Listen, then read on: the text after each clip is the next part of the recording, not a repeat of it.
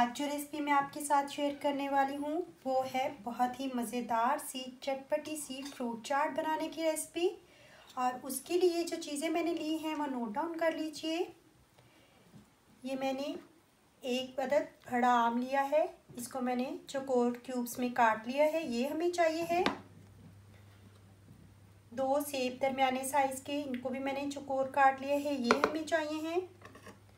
और खरबूजा मैंने लिया है, इसको भी मैंने काट लिया है 1 कप, ये हमें चाहिए है। और मैंने कुछ अंगूर लिए हैं, आप अपनी पसंद से सब्ज़ अंगूर भी ले सकते हैं, ये हमें चाहिए हैं।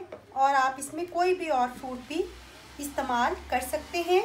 2 अदद मैंने केले लिए हैं, इनको मैंने काट लिया है।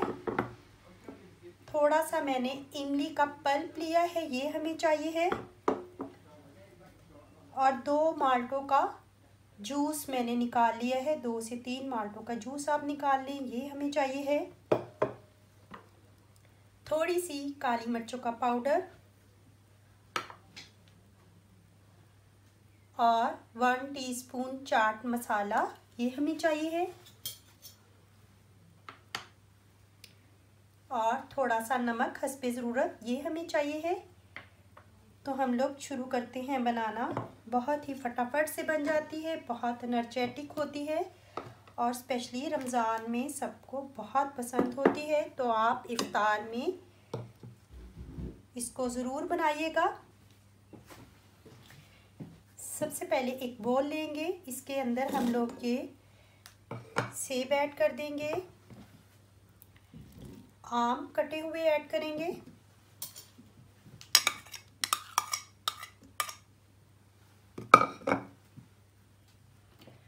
कटे हुए खरबूजे,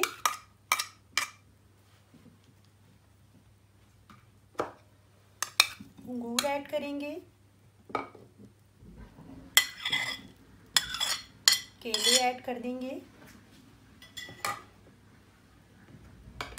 और ये काली मिर्चों का पाउडर छिड़क देंगे, चाट मसाला ये छिड़केंगे, थोड़ा सा नमक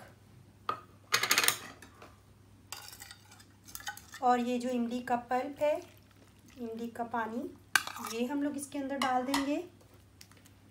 और लास्ट में हम लोग ऑरेंज जूस इसके अंदर ऐड कर देंगे और इसको अच्छे से मिक्स करेंगे हल्के हाथों से।